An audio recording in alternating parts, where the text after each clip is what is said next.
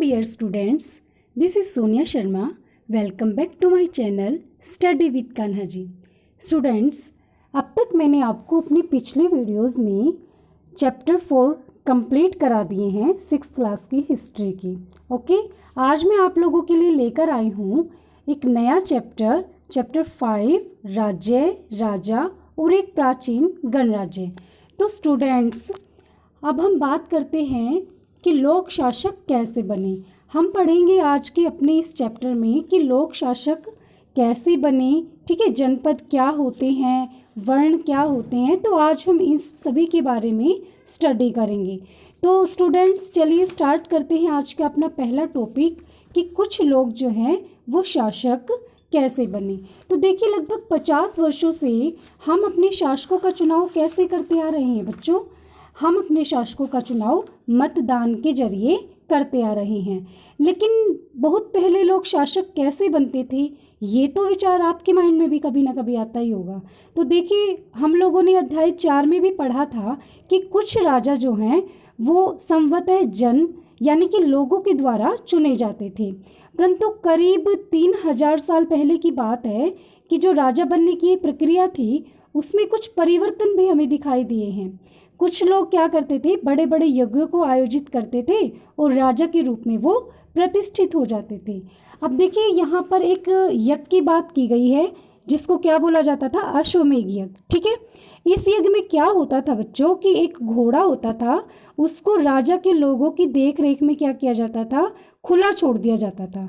ठीक है, अब इस घोड़े को अगर कोई दूसरा राजा रोक लेता था या पकड़ लेता था तो उसे क्या करना होता था कि जिस राजा ने वो अश्वमेध यज्ञ किया है, ठीक है, जो करा रहा है, उस राजा से लड़ाई करनी होती थी। और अगर वो घोड़ा उस राजा ने जाने दिया तो इसका मतलब ये होता था कि जो अश्वमेध यज्ञ करने वाला राजा है वो उनसे कहीं ज़्यादा शक्तिशाली था। इसके बाद उन राजाओं को यज्ञ में आमंत्रित किया जाता था। अब जो ये यज्ञ की प्रक्रिया होती थी ये किसके द्वारा संपन्न की जाती थी, पुरोहितों के द्वारा, ठीक है, ब्राह्मणों के द्वारा। इसके लिए उनको कुछ उपहार भी दिए जाते थे। अब जो अश्वमेध यज्ञ कराने वाला राजा होता था वो बहुत पावरफुल माना जाता था, ठीक है, बहुत शक्तिशाली माना जाता था। अब यज्ञ में जितने भी सभी जो राजा होते थे उसके लिए उपहार लाते थे। जो भी राजा आमंत्रित किए जाते थे ना यज्ञ में, वो सभी क्या करते थे, वो उस राजा के लिए उपहार लाते थे। अब इन सभी आयोजनों में जो राजा का स्थान होता था वो सर्वोपरि होता था, वो मेन होता था। राजा को क्या किया जाता था कि जो राज सिंहासन है वो बाघ की खाल के एक विशेष आसन पर उसे बिठाया जाता था। और युद्ध क्षेत्र में जो राजा का सारथी होता था वही उसका सहचर होता था। ठीक है, यज्ञ के अवसर पर वो क्या करता था कि वो राजा के विजयों का, ठीक है, गुणगान किया करता था। ठीक है, अब राजा के सगे संबंधी, खासकर उसकी रानियां हैं, पुत्र हैं, उनको भी क्या करना होता था बच्चों, छोटे छोटे अनुष्ठान करने होते थे। और अन्य आमंत्रित जो राजा हैं उनका काम क्या होता था, उनका काम होता था कि वे बैठेंगे और सारे यज्ञ की जो प्रक्रिया है वो उसको देखेंगे। ठीक है, फिर राजा के ऊपर पुरोहित क्या करते थे, पवित्र जल का छिड़काव करते थे और फिर अन्य जो अनुष्ठान होते थे वो भी करते थे।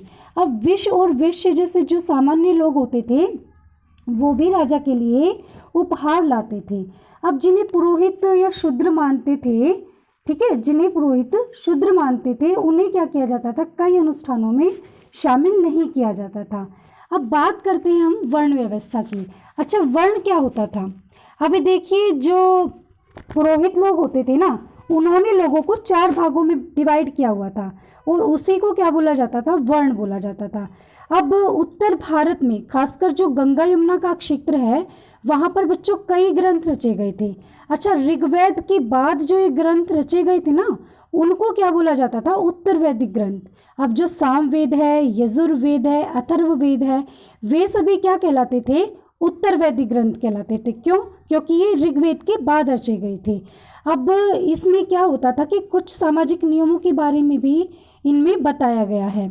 अब उस समय क्या था कि समाज में बहुत सारे समूह थे जिसमें पुरोहित जो होते थे, योद्धा, कृषक, पशुपालक, व्यापारी, शिल्पकार, श्रमिक, मछली पकड़ने वाले तथा जो जंगलों में लोग रहते थे वो शामिल थे।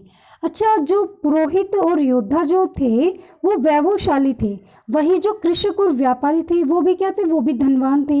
लेकिन अगर हम दूसरी ओर देखें तो जो पशुपालक थे, शिल्पकार थे, श्रमिक थे, मछली पकड़ने वाले थे, शिकारी थे तथा भोजन संग्राहक जो लोग थे वो क्या थे, निर्धन थे। अब जो ये वर्ण थे ये 4 भागों में बटे हुए थे, आप लोगों को बताया था मैंने अभी। तो इसमें क्या था कि जो प्रत्येक वर्ण के जो लोग थे उनके अलग अलग कार्य थे। पहला वर्ण क्या था, ब्राह्मणों का था। उनका काम क्या था कि वेदों का अध्ययन और अध्यापन करना था। दूसरा काम क्या था, दूसरा था शासकों का स्थान, ठीक है। उनका क्या काम था, उनका काम था युद्ध करना और लोगों की रक्षा करना, और वे क्या कहलाते थे, क्षत्रिय कहलाते थे। तीसरे स्थान पर विश्व और वैश्य लोग आते थे, जिसमें कृषक, पशुपालक और व्यापारी लोग आते थे। अब जो क्षत्रिय और वैश्य होते थे उन दोनों को ही यज्ञ करने का क्या था, अधिकार था। लेकिन वर्णों में जो सबसे अंतिम स्थान था वो किसका था बच्चों, शूद्रों का। इनका काम क्या था कि अन्य 3 वर्णों की सेवा करना था। अच्छा, इनमें कोई भी जो अनुष्ठान करने का इनको कोई अधिकार नहीं था। अब जो औरतें होती थी उनको भी शूद्रों के समान ही माना जाता था। महिलाओं और शूद्रों को वेदों के अध्ययन का अधिकार बच्चों नहीं था। अब देखिए, पुरोहितों के अनुसार सभी वर्णों का जो निर्धारण है वो किसके आधार पर किया जाता था, जन्म के आधार पर। अच्छा, फॉर एग्जाम्पल जो ब्राह्मण लोग होते थे उनकी संतान भी क्या होती थी, ब्राह्मण ही होती थी। कुछ लोगों को अछूत भी माना गया था। अच्छा, अछूत वर्गों में कुछ क्या थे, शिल्पकारी थे, शिकारी थे, भोजन संग्राहक थे।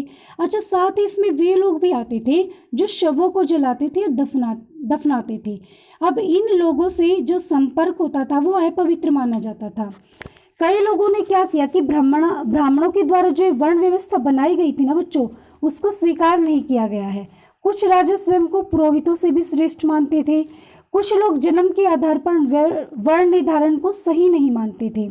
अब क्या किया जाता था कि लोग मानते थे, लोग चाहते थे कि जो अनुष्ठान संपन्न करने का अधिकार है वो सबका होना चाहिए। तो ऐसे जो ये वर्ण व्यवस्था है वे बनी हुई थी। फिर बात करते हैं बच्चों हम जनपद की। अब देखिए, महायज्ञों को जो कराने वाले राजा जो थे वो जन के राजा ना होकर बच्चों किसके राजा बन गए थे, जनपदों की। अच्छा, जनपद का शाब्दिक अर्थ क्या होता है बच्चों, जन के बसने की जगह या लोगों के बसने की जगह। अच्छा, कुछ महत्वपूर्ण जो जनपद हैं वो आपको मानचित्र 4 में दिखाई दे रहे हैं। जैसे हस्तिनापुर है आपका, ठीक है। अभी ये देखिए, आगे आप देख लेना, महाजनपदों की स्टडी भी हम करेंगे। तो जो ये हैं बच्चों, ये लोग क्या करते थे कि यहाँ पुरातत्वविदों ने इन जनपदों की कई बस्तियों की खुदाई की है।